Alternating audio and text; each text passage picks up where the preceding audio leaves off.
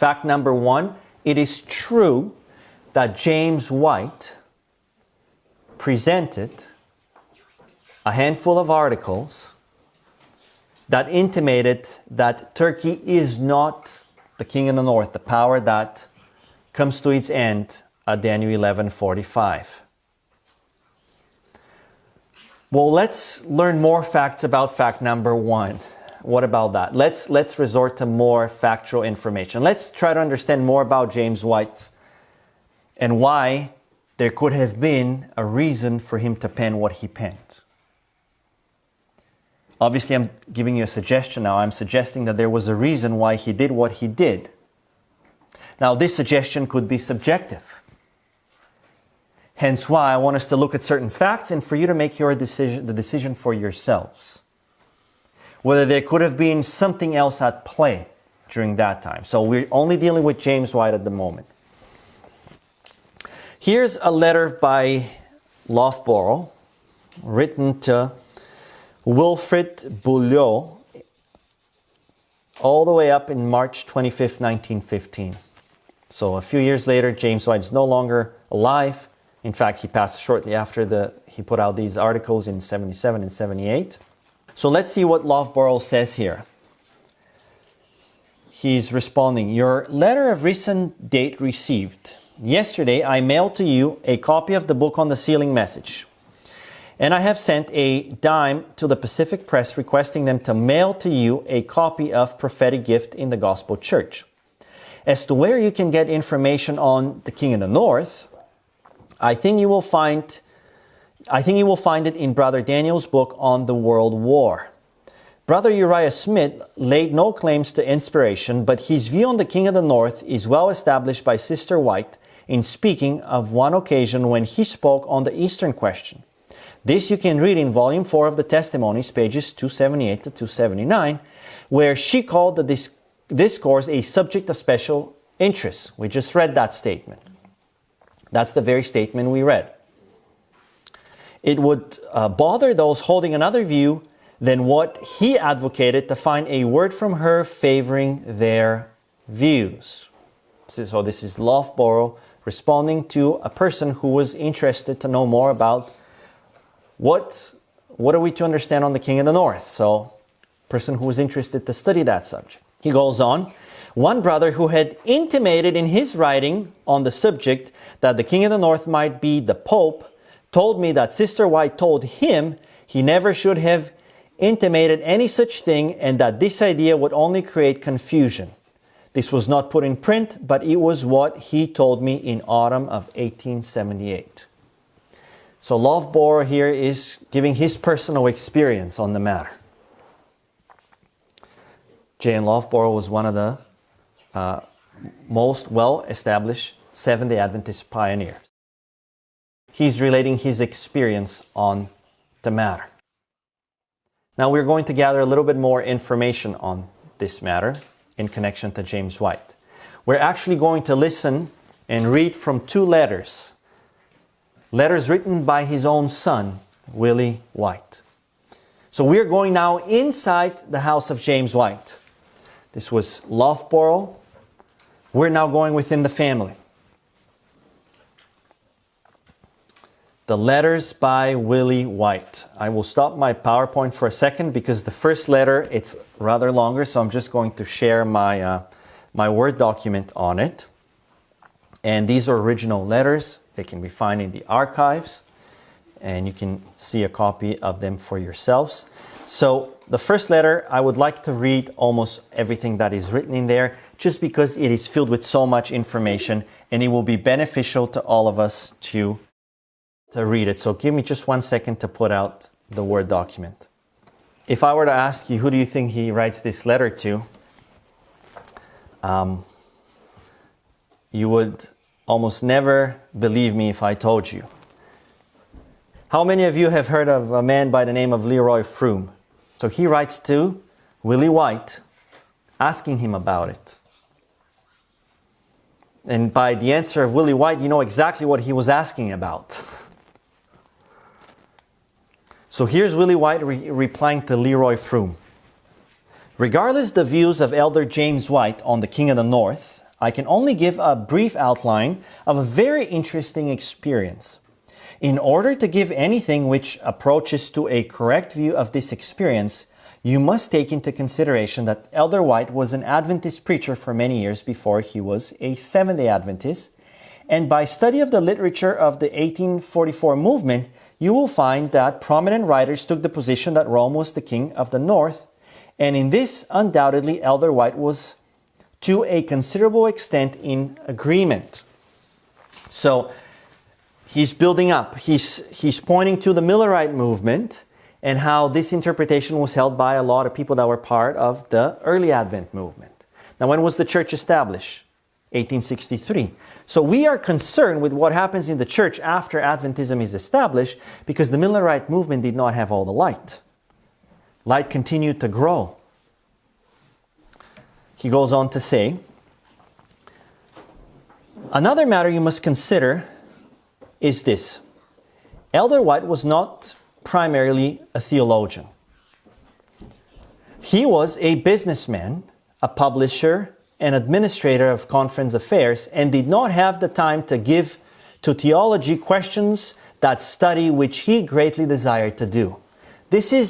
We're inside the home of James White, okay? You can't get, besides his wife and children, you can't get any closer to this.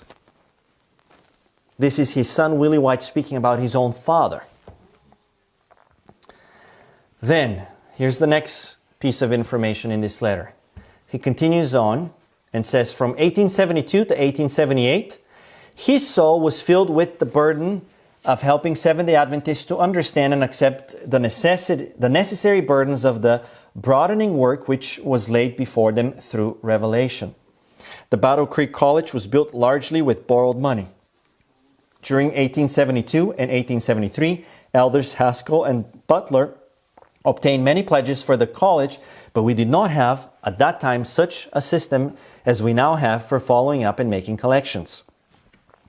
With the assurance felt by our leading men in these pledges, the college was largely built with borrowed money.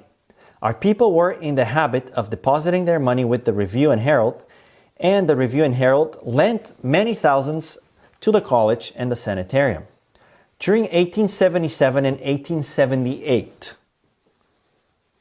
okay, those are the years. We just quoted, right? He's pointing to 1877 and 1878. That is the primary time when James White did what? Put out his opinion on the King of the North. And we just quoted from his opinion. Elder White carried a tremendous burden of soul over the matter of securing payment of the pledges and clearing the college debt, and he came up to the General Conference of 1878, held in the Battle Creek Fairgrounds in a big pavilion standing very near where Dr. Kellogg's mansion now stands, with determination to do everything in his power to help our brethren to get broader views and to make greater sacrifices. So he was under a lot of stress at that time. A lot of stress because he was not able to raise enough funds to pay off the debts that were established for the preaching of the work. During the early part of this year, or possibly the last of 1877, there appeared in the Review an article by Elder Smith under the title Without Excuse. This you will read with deep interest because it intimates that the existing war between Russia and Turkey was probably the beginning of Armageddon. This might have passed like many other Review editorials without serious results, but at the beginning of the Great Camp Meeting, in which was combined the annual session of the General Conference and the Michigan Conference and the annual meeting of the Review and Herald and the Sanitarium and the college, with representatives from all parts of the field, Elder Smith, in one of his earliest discourses, presented in a very thrilling way the same thoughts as were in the editorial. To Elder White, this was a great shock because if the logic of Elder Smith's discourse was taken seriously, the people would naturally conclude that Elder White's burden was too late in the day and entirely out of place. Are you getting the picture? Here come the meetings. Uriah Smith goes on and speak about the King of the North issue. He connects it to the proper or the understanding of Turkey being the King of the North and the wars that were taking place during that time. He connects it with Armageddon. And Elder Smith is under a lot of pressure that thinking that people are not going to do what? They're not going to donate, because what's to donate for? We're at the close of probation. The world's done. Who cares what we do further? Actually, I want to open a bracket here and share something very important. We as Seventh-day Adventists have been told to live day by day, to live and plan for today and for tomorrow, to expect Jesus' return tomorrow in every way, shape, or form. But we're also given a mindset that should be similar to that of James White, or should have a mindset similar to James White. Even if we're on the brink of eternity, we should be doing whatever we can to further the work. So I'm not here trying to excuse James White, but at the same time, I think we are, at times, perhaps entertaining thoughts that put us into a position where we no longer have the burden that we should have because we think that Jesus is coming next year or in 2027 or whatever it might be. Our burden should always be to spread the three angels' messages and to give to that whatever we can as much as we can. And that doesn't mean finances only. In fact, we need much more than that. We need a spirit that desires to help the cause. But coming back to James White, so we get an understanding from Willie White what was going on at that time. James White was fearing that people are not going to continue their contributions and that the work will be stalled because of that. So he had his own administrative burdens to deal with. So coming back to Willie White's letter, he said, the natural result of the full acceptance of Elder Smith's article and sermon would be for our brethren to say that the end is at hand. Take an armful of tracts, go out and distribute them, and then watch for the Son of Man in heaven. The acceptance of this view would undermine all the plans and all the efforts that Elder White was making to clear the debt from our institutions and to get out people to adopt broader views and make stronger efforts to the promulgation of the truth. In response to this, so this is what's driving James White. In response to this, Elder White walked into the pulpit and presented the old view regarding the King of the North. Both Elder Smith and Elder White were seriously in error in presenting their views without counsel, but Elder White was the most in error because it was his discourse that made it plain to the people that our leaders were not in agreement. The day following possibly the second day during the season of prayer, in their tent, Sister White was taken off in vision and shown very many things which you will find in the published testimony as given at that date. And among other things, she was given a severe reproof for Elder White for taking a course that would lead the people to observe differences of opinion and to cherish lack of confidence. During the few months preceding this meeting, I had read Daniel and the Revelation by Elder Uriah Smith. So now Willie White is giving his commentary on that. I love the writer, I admired his style, I loved his teaching, and I was shocked when Elder White presented another view regarding the King of the North. One day I said to him, Father, I have just read Elder Smith's book, and his exposition seems clear to me. Do you really believe that Rome is the King of the North? His answer was, I think Elder Smith is going too fast in his exposition, and I thought it was time to present something to check the current of belief that what is transpiring was the beginning of Armageddon. This is Willie White, recorded letter. You can get the original copy of it. He's telling you what James White told him. Why did James White put out his view with respect to the King of the North being Rome? What was driving James White? Was it a dedication to spend time in studying the prophecy from end to end, as, for example, Uriah Smith has done in his book that was mentioned here on Daniel and the Revelation? No. He wanted to put a check on his teaching because according to him, according to James White, he was going too fast and that was going to impact the cause. So he had a motive that was not necessarily entirely based on understanding the prophecy correctly. This is how I understand this letter. It is up to you to decide what you have understood from this letter. Now, this was not the only letter that Willie White had sent out. I'm just going to read a paragraph or a couple paragraphs from another letter in 1919 where Willie White wrote to an elder in the Ontario Conference. And here's what he says in this letter. Again, the same questions being agitated and asked, and he's responding. Willie White is responding. Early in the meeting, Elder Uriah Smith presented the great congregation the same thoughts that he had been presenting in the review, that the Turco-Russian War of 1877 and 1878 was a beginning of Armageddon. In Father's efforts to arouse our brethren to clear off the BC College debt and to raise money for the BC Sanitarium and for the European mission and the proposed British mission and other things, he had made the plea, "It is too late, Elder White, to plan for all these things. Too late, too late." This is what the people were telling him after they had listened to Uriah Smith. Why should we continue to work, basically, when Jesus is coming? You see how the people are at fault as well here? That should not be our mindset. Notice what happened in 1888. Imagine A.T. Jones and E.J. Wagner getting up there, and then people listen to the discourse on the third angel's message and just starting to pack up their bags and getting ready for heaven. What would have happened to them? They would have been bitterly disappointed. Why? Because things were not fulfilled to the end. The sealing wasn't completed. The sealing is not something visible to us.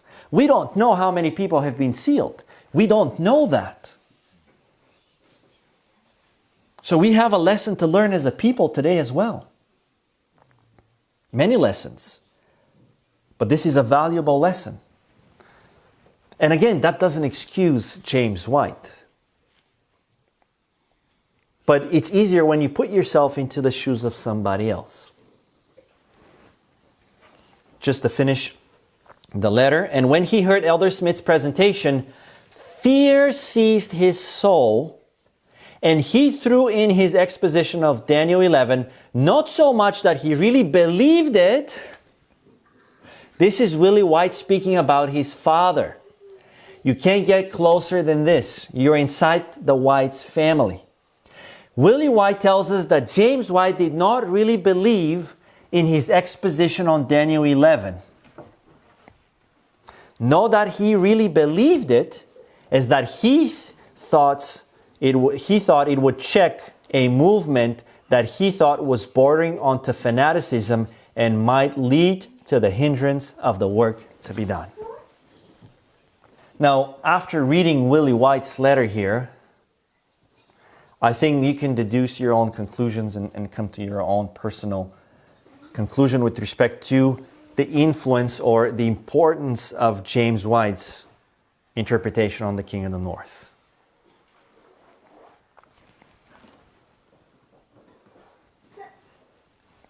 So, fact number 2, or no, I think we're on fact number 3. We know that James White did not really believe in what he put out. We know that he did not really have the time to really study this subject in depth. And we know that he had an alternative motive to promote King of the North being Rome. I don't think we can, if anything, this should already be giving us some red flags, shouldn't it? Don't you think so?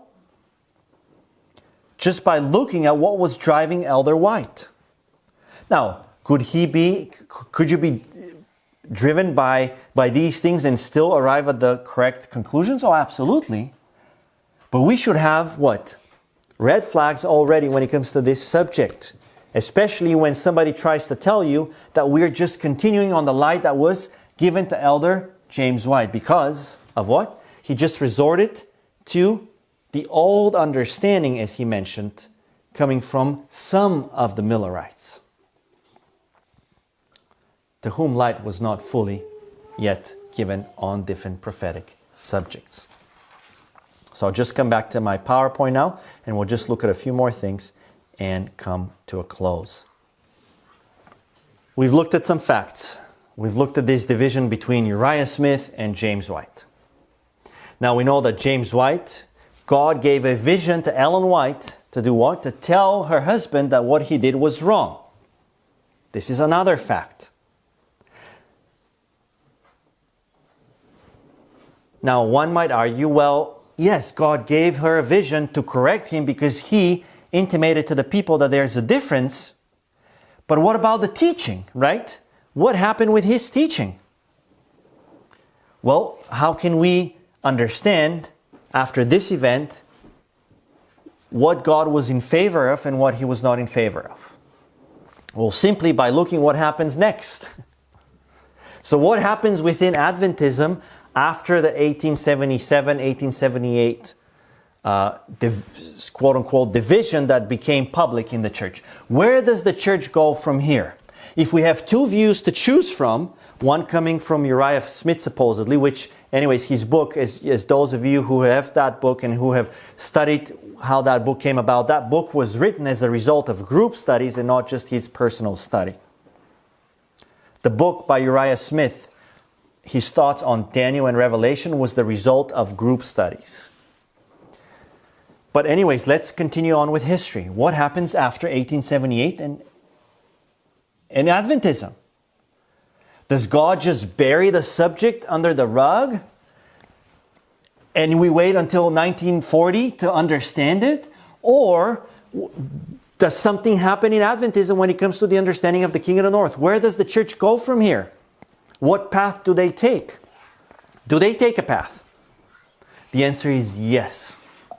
They do take a path. The church goes in a certain direction with respect to Daniel chapter 11 after this incident between Uriah Smith and James White. And history testifies to that.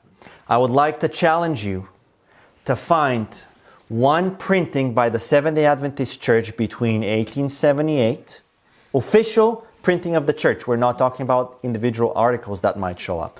An official printing by the church where Rome is presented as the King of the North. So 1878 to 1914. I would like to challenge you that. If we are to believe that there was two opinions within Adventism on the matter, and it was only settled in the 20th century, I would like to challenge you to show me that. Show me where something that comes out of the church, out of the denomination, presents the King of the North as being wrong. It would be a fact to back up that line of reasoning. If the church was divided, the church would be printing books about Rome being the King of the North, while Uriah Smith is printing his own book on the King of the North. What was the church's position on the matter after that event? How can you know what the church's position is on a matter? Well, you look at the things that the church puts out. What are the things that the church puts out? Well, the first one, we do it every Sabbath. What does the church do? They put a Sabbath School Quarterly. Now, how many people in the church get a Sabbath School Quarterly? A silly question, right? Everyone. Every single person in the church gets a Sabbath School Quarterly. Now, I want to ask you, how many of you have heard about a book called Bible Readings for the Home Circle? If you don't have a copy of that book, you can get a reprint, you can get a PDF. We have to know everything that's written in that book. Bible Readings for the Home Circle. Who was that book promoted by? Was that a Uriah Smith book? The denomination. The first printing of the book, year 1888. Bible readings for the home circle. You open that book, there's different topics on every single subject we as Adventists believe in. And in there you have what subject? The King of the North subject. What presentation is given in the Bible readings for the home circle on the King of the North? The Eastern question. The same interpretation that was shared by Uriah Smith. So we are now going away from Uriah Smith because, it said, it was just Uriah Smith against James White. All right. Well, here's Bible readings for the home circle. 1888 edition. The second edition in 1914, same thing. The Eastern question. Is there a discourse on Rome being the King of the North or the papacy being the King of the North in Bible readings of the home circle? No. 1904, Sabbath School Quarterly on the prophecies of Daniel and Revelation. The whole church gets a copy, we said, right? When it comes to Daniel 11, what are they presenting? The Eastern question. Is there a Sabbath School lesson in the Seventh-day Adventist Church within that period we mentioned that presents Rome as the King of the North? No. Who puts out the Sabbath School Quarterly? Is one person responsible for putting out the Sabbath School Quarterly? Now, there can be a main contributor, of course. But who puts it out? Who puts out the Sabbath School Quarterly? The church does. So what is the church's opinion? What is the opinion of the Seventh-day Adventist Church during the time of Ellen White and the pioneers on the Eastern question? Is there more than one opinion on the matter? Or on Daniel 11, sorry. Is there more than one opinion? I would like you to find a Sabbath School Quarterly that talks about Rome being the King of the North. If you do, then we could say that there's a difference of opinion. But it seems that the church is taking a position, doesn't it? Who is, leaving the two men aside, James White and Uriah Smith, because we want to stay away from them, is known as one of the greatest historians within the Seventh-day Adventist Church during Ellen White and the pioneers? If you can pick a name outside of the two we just talked about, if you were to pick a name of a great historian within the Seventh-day Adventist Church, a man who's written a lot on prophecy and history. That's one, thank you. A.T. Jones. He puts out a small booklet in the year 1896 entitled The Eastern Question. Was it just Uriah Smith? And I'm not even going to get into quotes here from individual articles. If you think about the greatest books on Daniel and the Revelation, aside from the one that Uriah Smith has written, what's another book that covers these two books of the Bible, Daniel and the Revelation? Which other writer within the Seventh-day Adventist Church can you point to within the time of Ellen White and the pioneers? Which other writer, aside from Uriah Smith, has an exposition on both Daniel and the Revelation? Can you give a name? Stephen Haskell, right? It's an easy one. What does Stephen Haskell present on Daniel 11 in his book? Now, who pushed Haskell to write his book? Ellen White did. What do we find in Stephen Haskell's book on Daniel when it comes to the King of the North issue? Does he present Rome as the King of the North? No. Who does he present as the King of the North? The Eastern question. Turkey, the Ottoman Empire.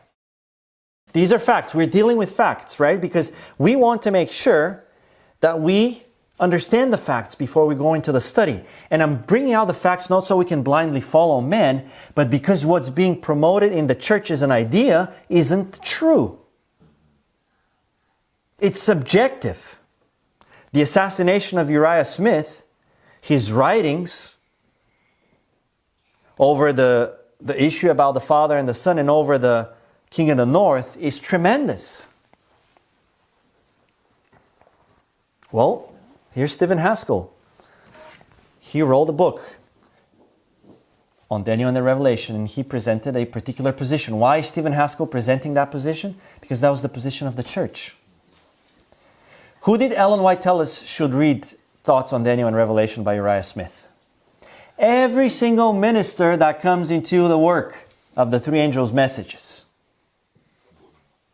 Do you think Ellen White was in a disagreement with Uriah Smith on Daniel 11 while telling every single minister to read that book?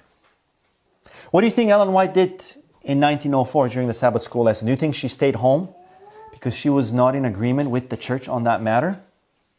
Can you find one statement by Ellen White where she tells us that the church was in error on the Eastern question? She's a prophet. She speaks plainly. She doesn't need to speak through riddles. Do you think that she went to church on the day when they studied the Eastern question in 1914 or 1904?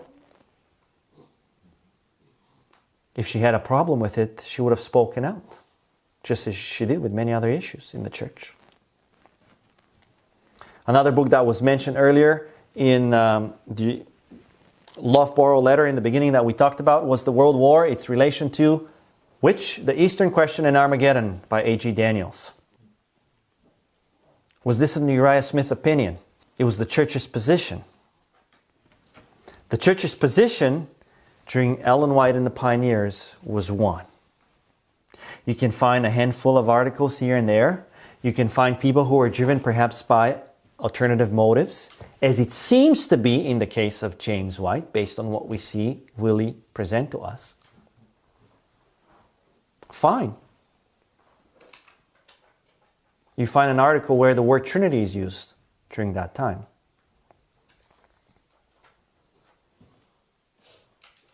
Was the church Trinitarian? What do the facts tell us? No. And the facts speak here clearly as well.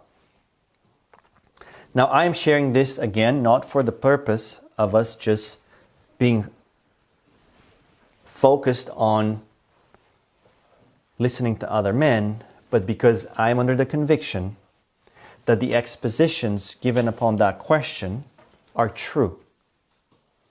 We all need to study for ourselves. And I'm also under the understanding that this proper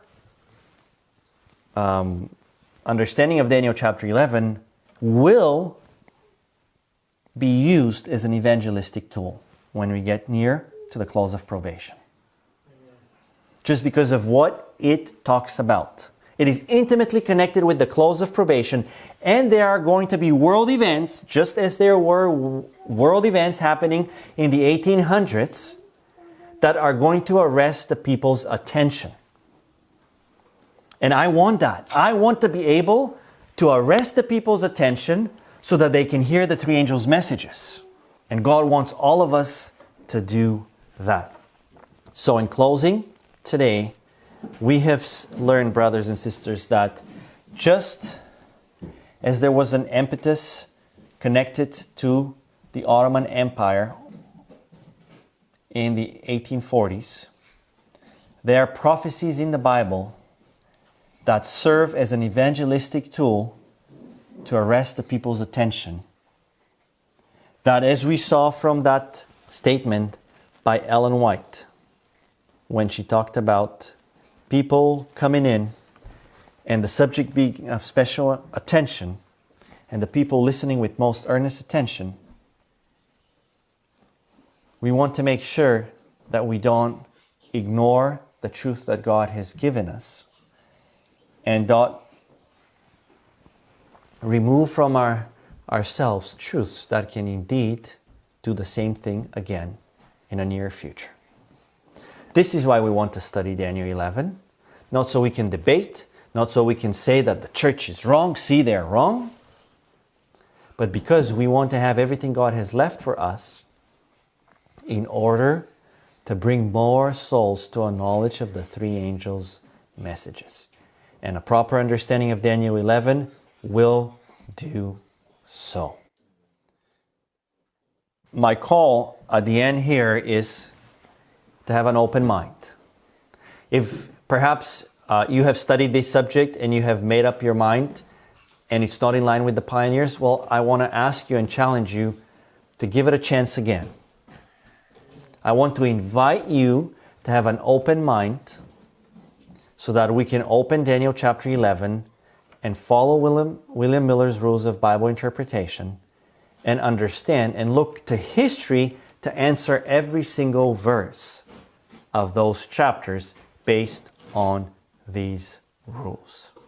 So how many of you here will leave today with an open mind about Daniel 11, ready to go over this subject again? Praise the Lord.